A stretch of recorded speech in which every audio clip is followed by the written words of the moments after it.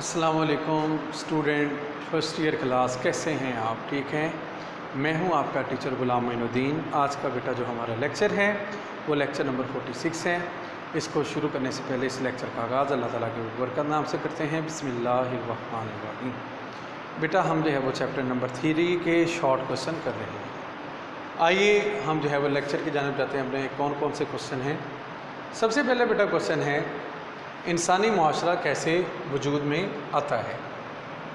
پھر ایک دفعہ رپیٹ کرتا چلوں، انسانی معاشرہ کیسے وجود میں آتا ہے؟ بیٹا انسانی معاشرہ اس وقت وجود میں آتا ہے جب انسانوں کا کوئی گروہ شعوری طور پر مشترکہ مقاصد کے تحت مل جل کر زندگی بسر کرے تو انسانی معاشرہ وجود میں آتا ہے۔ پھر میں آپ کو جو ہے وہ اس کی ڈیفینیشن بتا دیتا ہوں۔ جب انسانوں کا کوئی گروہ شعوری طور پر، عقلی طور پر اپنے جو ہے وہ مشترکہ مقاصد کے تحت مل جل کر زندگی بسر کرے تو اس سے انسانی معاشرہ وجود میں آتا ہے۔ اگلا کوسچن ہے اسٹوڈنٹ ہمارا، معاشرے کے کوئی سے 4 اجزائے ترکیبی لکھیں۔ پھر ایک دفعہ رپیٹ کرتا چلوں، معاشرے کے کوئی سے 4 اجزائے ترکیبی لکھیں۔ معاشرے کے کوئی سے 4 اجزائے ترکیبی: افراد کا ایک جیسا رہن سہن، افراد کا ایک جیسا رہن سہن، مذہبی، معاشرتی، تجارتی اور ثقافتی اقدار میں مماثلت، مذہبی، معاشرتی، تہذیبی، مذہبی، ثقافتی اقدار میں جو ہے وہ مماثلت پائی جاتی ہے، مشترکہ زبان ہوتا ہے، مشترکہ نظریہ حیات ہوتا ہے، مشترکہ جو ہے وہ رسوم و رواج ہوتے ہیں۔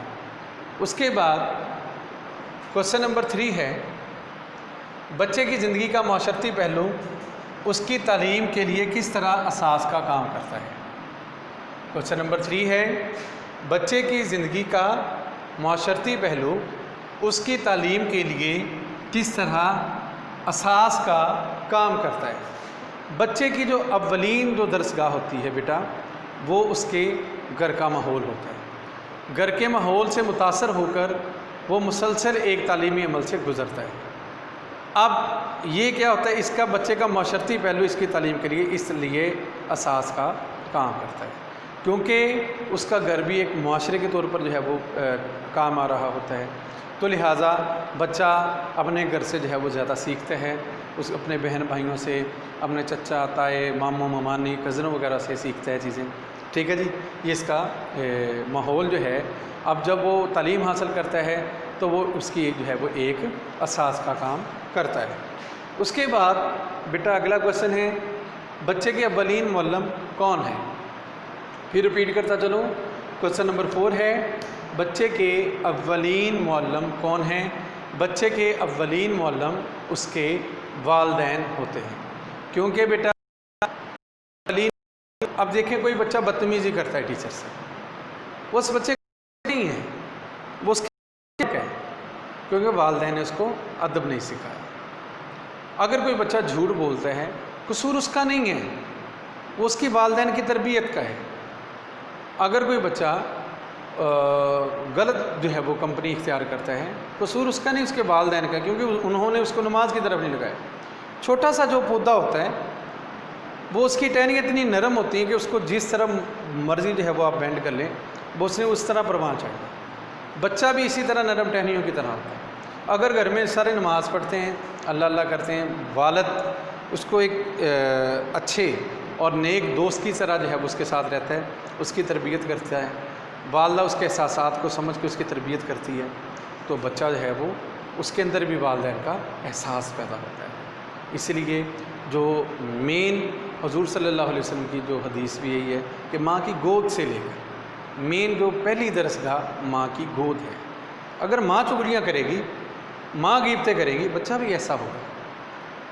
اگر ماں جو ہے دوسروں پہ کیچڑ اٹھا لے گی، دوسروں کا پرہیزگار، نماز وغیرہ نہیں پڑھے گی بلکہ دوسروں کی باتیں کرنے میں مشغول ہوگی، اپنے آپ کو بڑی مومنہ ثابت کرے گی، تو بچہ جو ہے وہ ویسے ہی تربیت لے گا۔ اس کے بعد بچے کی شخصیت پر گہرے اور دیر پا نقوش کون مرتب کرتا ہے؟ بچے کی ابتدائی تعلیم و تربیت میں نے آگے بھی بتایا، اس کے گھریلو ماحول جو ہے وہ اہم جو ہے وہ کردار ادا کرتے ہیں۔ यहाँ बच्चे की शख्सियत पर गहरे नकूश होते हैं। अगर बच्चा कोई मतलब बदतमीज़ी कर रहा है, कोई ऐसी बात कर रहा है जो बेहया है, वो समझ ले उसके घर में वो कोई ना कोई बात ऐसी कर रहा है। तो लिहाजा बच्चे को हमें चाहिए कि एक अच्छा माहौल दें। उसके बाद क्वेश्चन नंबर 6 है स्टूडेंट, रस्मी तालीमी इदारे कैसे वजूद में आते हैं। फिर एक दफ़ा रिपीट करता चलूँ, रस्मी तालीमी इदारे कैसे वजूद में आते हैं। जो रस्मी तालीमी इदारे हैं वो माशरती तरक्की के साथ साथ इंसानी ज़रूरियात में तब्दीली के नतीजे में बच्चों को घर में जो है वो तालीम देना मुमकिन नहीं होता। इस ज़रूरत के पेश नज़र बच्चों की तालीम तरबियत के लिए तालीमी अदारे कायम किए जाते हैं जो बच्चों की ज़रूरियात की तकमील कर सकें। इस तरह रस्मी तालीमी इदारे जो है वो वजूद में आते हैं। अगला क्वेश्चन है स्टूडेंट, क्वेश्चन नंबर 7 है, लास्ट क्वेश्चन है हमारा।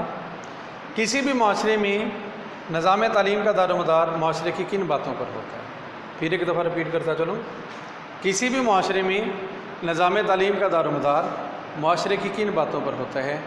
किसी भी माशरे में निज़ाम तालीम का जो दारोमदार माशरे की दरजैल बातों पर होता है।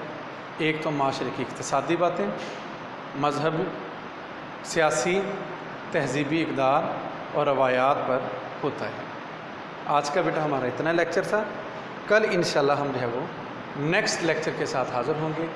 अगर इसमें बेटा किसी भी बात की आपको समझ नहीं आई, आप हमसे जो है वो पूछ सकते हैं। आज के लिए मुझे इजाज़त दीजिएगा।